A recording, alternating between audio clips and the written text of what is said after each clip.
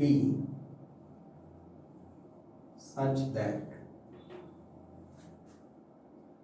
B is equal to A plus D. Okay, this I think was the subdivision F of some result, of that result which tells us about the relationship between addition and order from the previous section. So anyway, we know this. Now we are going to use this.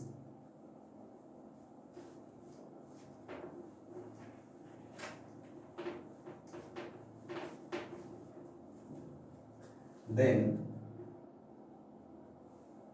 if I multiply both sides by C, BC is equal to A plus D times C. Now here again I can use the distributive law and write this as AC plus DC. Okay, now look at this. D is a positive natural number, C is also positive, so their product is positive by the result that we have just now, we have proved previously, which says that natural numbers have no zero divisors. By that result, now since D and C are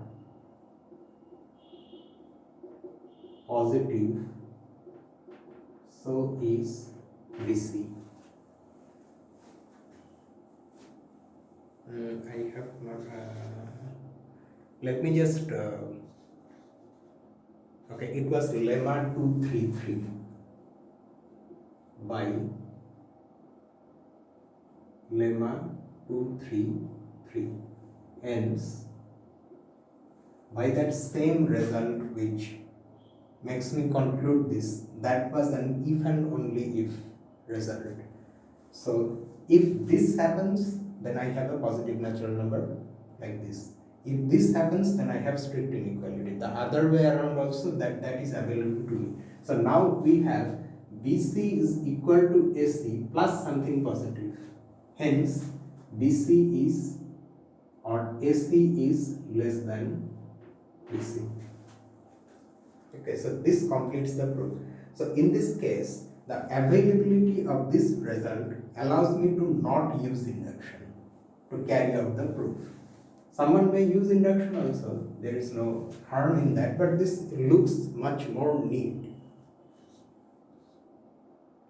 Now this has a corollary, and this corollary is the cancellation law. Just like for addition we had a cancellation law, for multiplication also we have a cancellation law.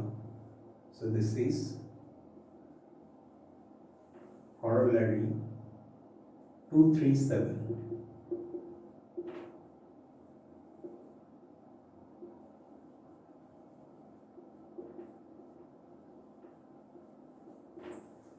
And it's easy to state. Let A, B, C be natural numbers such that AC is equal to BC and C is positive, that is C is non-zero. Then A is equal to B. Proof. Now, since this is a corollary to this one, so somehow this proposition will be used, and the proof is by contradiction. Suppose A is not equal to B. Now, by trichotomy, we have only two cases. Then A is less than B or B is less than A. Assume A is less than B. Okay. So one of these two things has to be true when we suppose A is not equal to B. So we have assumed, say, A is less than B. Then since C is positive, so what does this result tell me? AC is less than BC. Then by the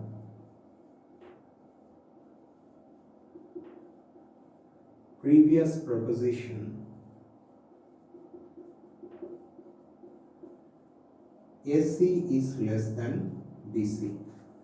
But we already have AC is equal to BC, so trichotomy is violated. This contradicts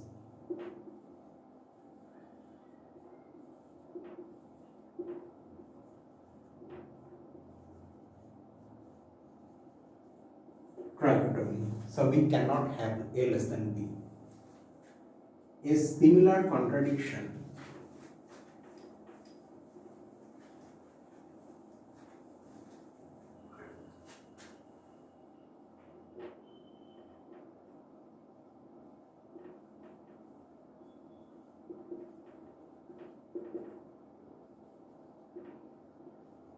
arises from B less than A.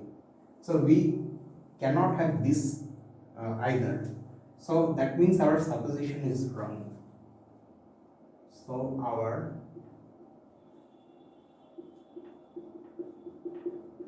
supposition is wrong. That is, we must have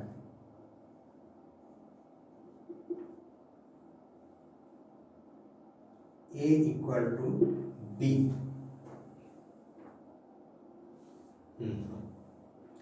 Do you see one thing? This is just the usual cancellation law that we are so familiar with. We see a positive natural number on both sides of an equation like this. It's something like this. Okay, I cannot produce an example because the example will be trivial, right? Example will look like this. If I cancel 5 from both sides, I have two equal numbers.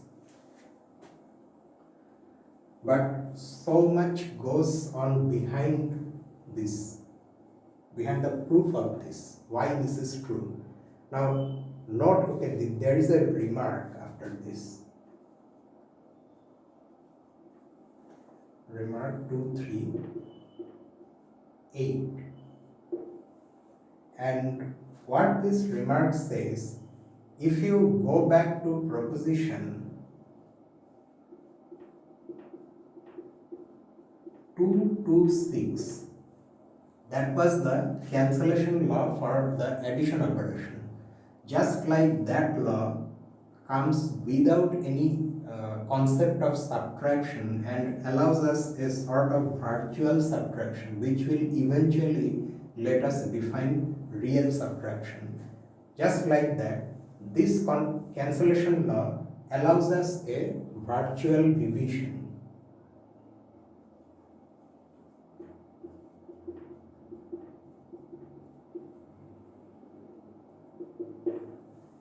What is the usual usual justification for this cancellation law? It's because C is non-zero, we are quick to say that we multiply both sides by 1 by C, or in a rather shorter manner, we divide both sides by C. The non-zero-ness of C allows us to divide. That's how we justify that A is equal to B. But we don't have division yet. So we cannot use that sort of logic to prove this one. In fact, this result itself will eventually let me define division when we develop the system of rational numbers. Before we get to that system, division is meaningless. Just like that, as of now, subtraction is also meaningless or cannot be properly defined if we are stuck in with the natural numbers themselves. Okay, for that we need to move on to integers. That is coming, right? Now, these are all the basic properties of addition and multiplication that we can prove using the piano axioms.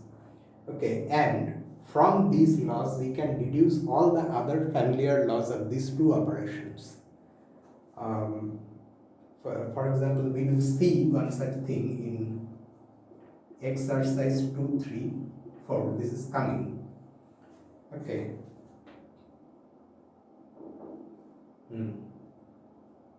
So now we have gone.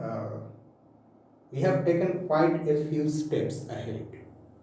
We now have the system of natural numbers along with, this is the set of natural numbers, okay, in spite of the fact that we have not formally introduced sets, but still we have a knowledge of naive set theory. So this is the set of natural numbers. I have the addition operation, I have the multiplication operation. Oh, one more thing, I have the order also. So this is the complete system of natural numbers, which has two algebraic operations and an order relation. All the basic properties have been proved. So anything we now do using these things, we will just simply continue to assume what we already have known. So in the beginning, what I said about suppressing our prior knowledge, that restriction is gone, at least for this much. Now whatever we know about this system, we assume that, okay, so far the things that we have been using from our childhood, they have been proved, right? And you remember with what we started this whole development, with this more primitive operation of incrementation. Now this operation will fall by the wayside. It will be set aside because incrementation can be described using addition. See, defining is something and describing is something else. We have defined addition in terms of incrementation because incrementation has been introduced as a primitive operation.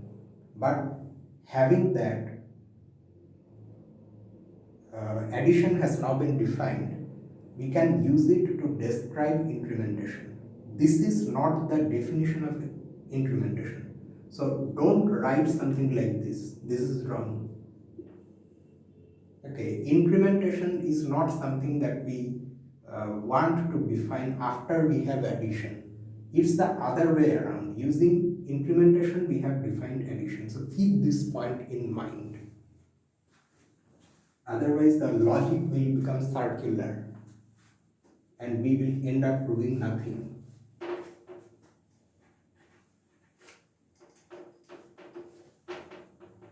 Okay.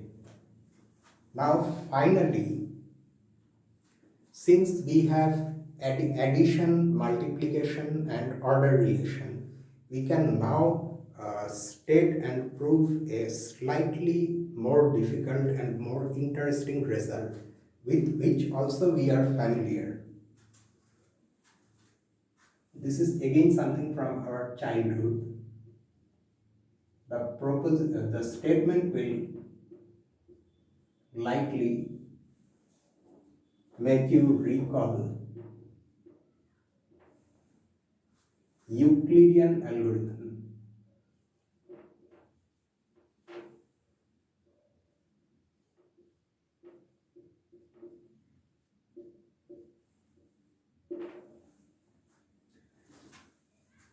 And this is actually it. Okay, let me first state it, then I will say it's the last exercise. Let n, m be natural numbers where m is positive. So we have two natural numbers between which m is positive. Then that is m is non-zero. Then there exist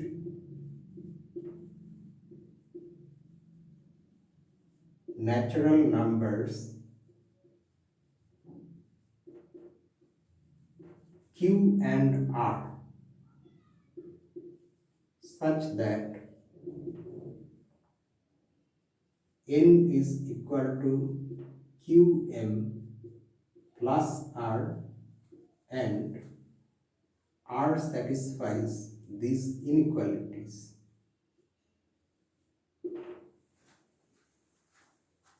Okay, and this is exercise 2, 3, 5. I still have exercise 2, 3, 4, but we will come across it. Okay, I mean we will solve that after we prove this.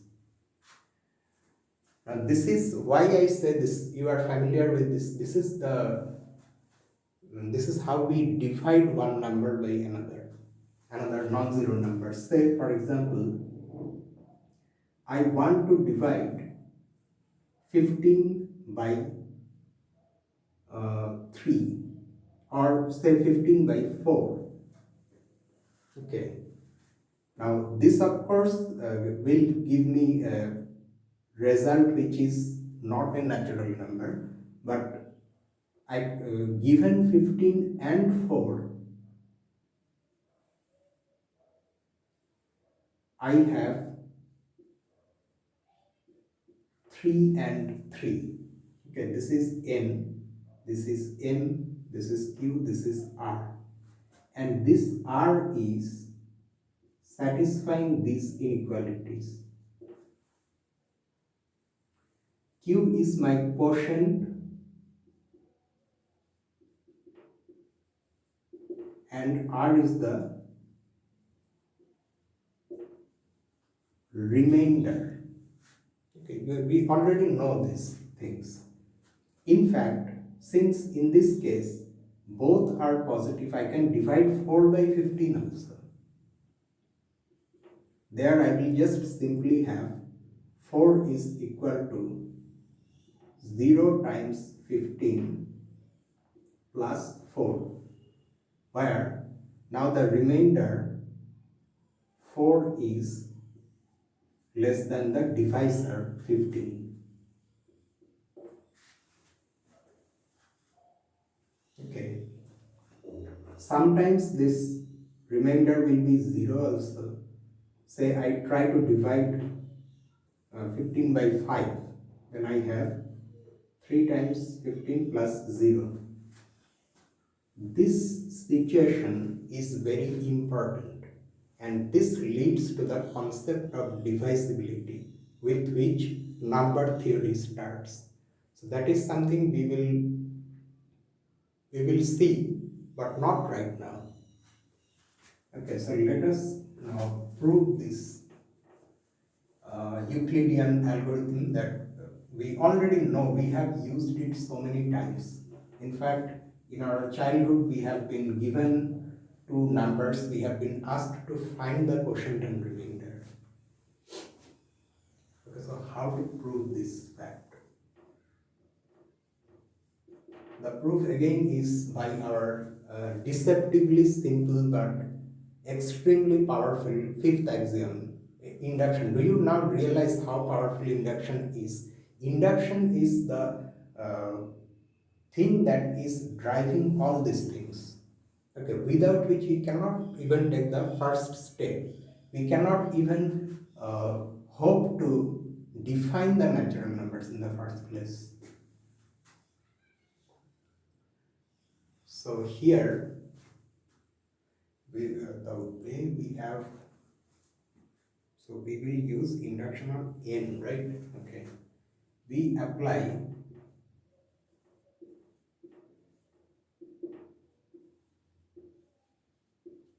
induction on n. Actually, one can state this result in a slightly stronger way, one can claim that this quotient and remainder are not just there, but they are unique. For given n and m, there is only one quotient and only one remainder.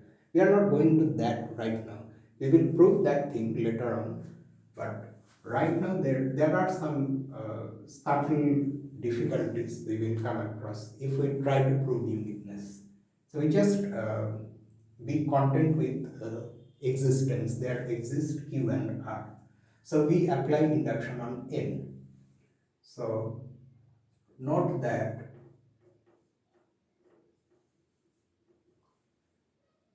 if N is 0, M cannot be 0. Mind that. M has to be positive. Whatever M is, we don't bother, but it is a positive, it's a non-zero natural number.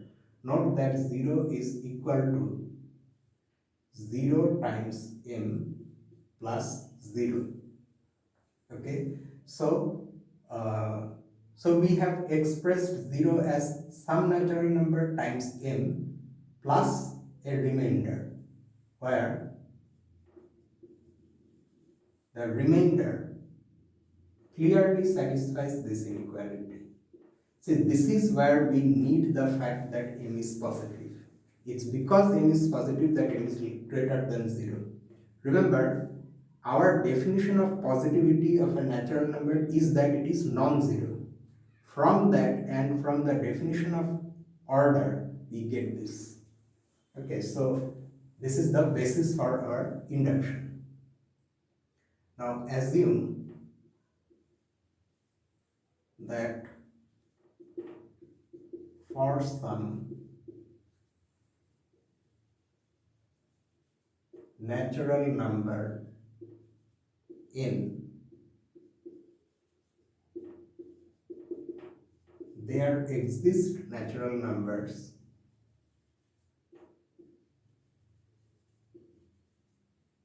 Q and R such that this is our induction hypothesis, such that n is equal to Qm plus R and R satisfies these inequalities. We now want to have something similar for n plus 1, that is the successor of n. Now, so if I add 1 on both sides, n plus 1 is equal to Qm plus R plus 1. So I have to add 1 on the other side also. Okay, now two cases arise. Or I should be more specific. Now from R less than m, two cases arise.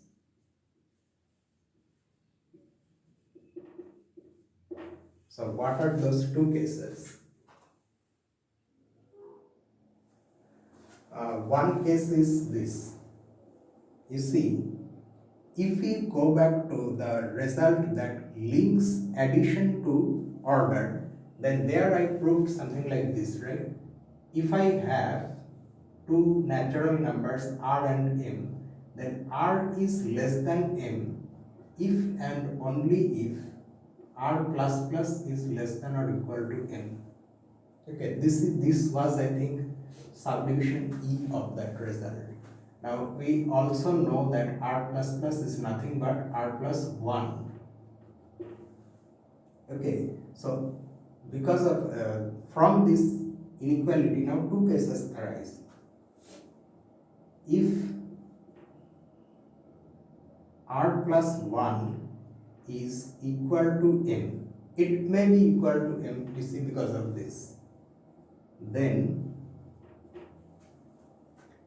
n plus 1 is equal to Qm plus R plus 1 is M, so we have Q plus 1 times M plus 0, where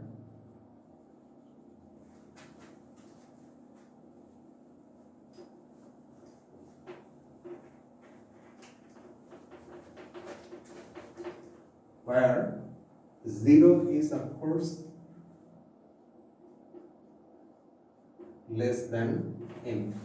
You see, if r plus 1 is equal to m, then n plus 1 can be written as q plus 1 times m plus 0.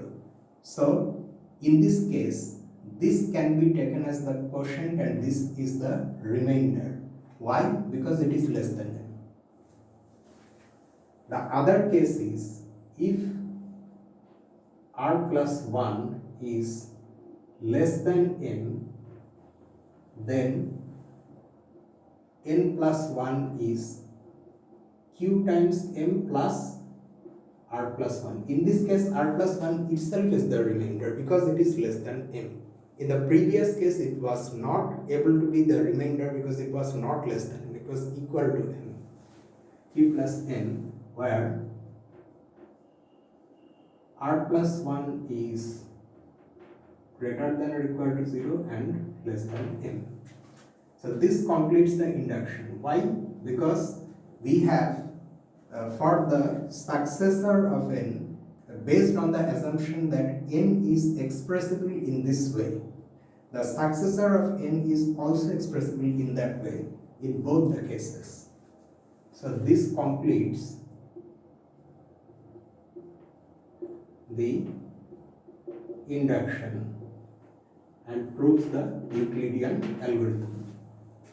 So this is a very nice result, and this leads to some structures in ring theory. They are called Euclidean rings, which ultimately lead to algebraic geometry. We will come across those things.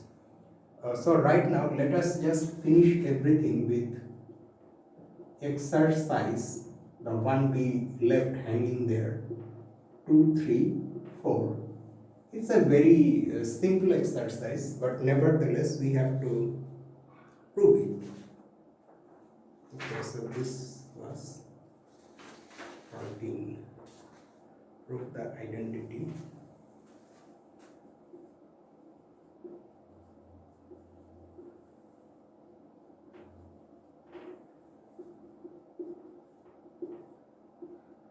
Something that we have racked our brains for memorizing when we first came across algebra,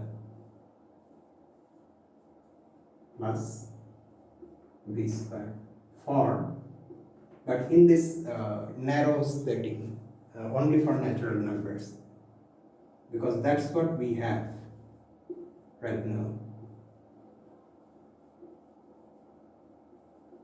A and B, but the proof should clearly, the steps should be clear from the solution. We should clearly mention what we are using. I will not write the steps, I will just say. First of all, but I cannot, sorry about this. I still don't know the meaning of something square. I forgot about that entirely. I thought things are over. Okay. I also seem to be in some sort of hurry. There is no need to hurry. Okay, so there is one more definition.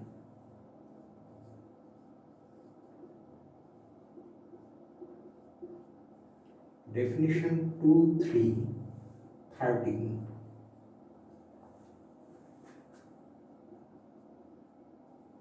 Exponentiation for natural numbers. Exponentiation for natural numbers. Let M be a natural number. We define m to the power 0 to be equal to 1. Suppose inductively or recursively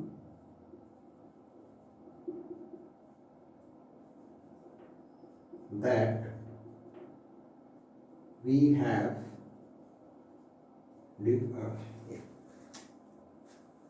I'm running out of ink again. Give me a minute.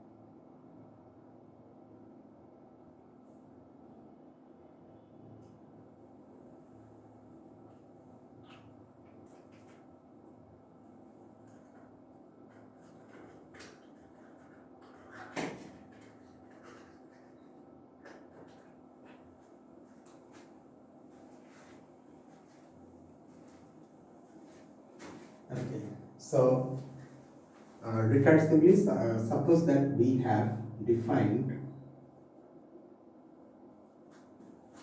m to the power n for some natural number n, then we define this, and this is nothing but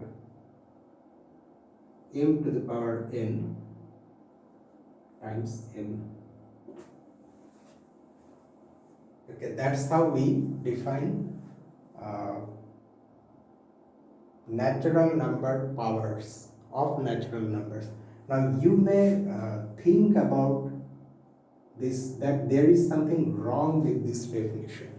In fact, when I first saw this, I also thought about that, and that is, since we include 0 among the natural numbers, and since m is any natural number, I seem to have defined, in fact not seem to have, I have defined 0 to the power 0 equal to 1.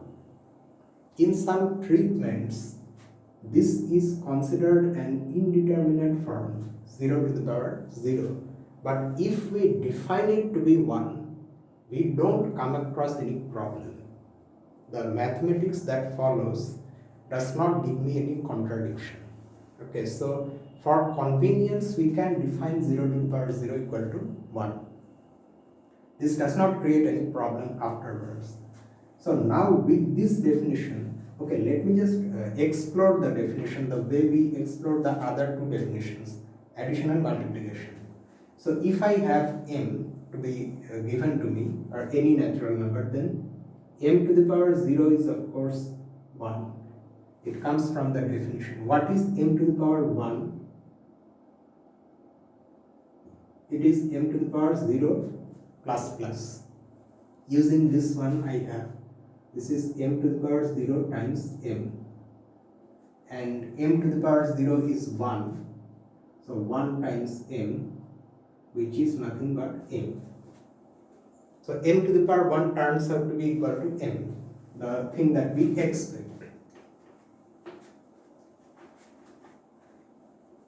What is m squared? M squared like that is m to the power 1 plus plus, which is m to the power 1 times m. So this is m. What is m cube? Although we for now we need only square, but let's just see cube also. 2 plus plus. So by definition this is m square times m. M square is mm. So it's 3 m's multiplied. So it goes just like that. So this is exponentiation for natural numbers. We are not going to develop a theory of exponentiation here, but we will wait until we have introduced rational numbers and real numbers, because unless we get to that, the results will not show up in their entirety with only natural numbers. Okay, but at least we have the definition and it matches with what we already know about exponentiation so far. Now we can state exercise 2, 3, 4. Prove the identity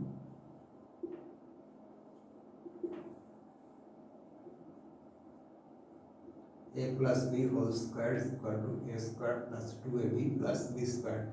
This is perhaps the most famous or infamous identity from algebra. Whenever someone thinks of algebra, this one comes in mind. It's somewhat like whenever someone thinks of science in the most loose sense of the term, what comes in mind often is E equal to mc square, although many of us don't know the real meaning of this. I also don't know at this point. I aspire to know at some point what it truly means. Vaguely I know, just like everyone else knows.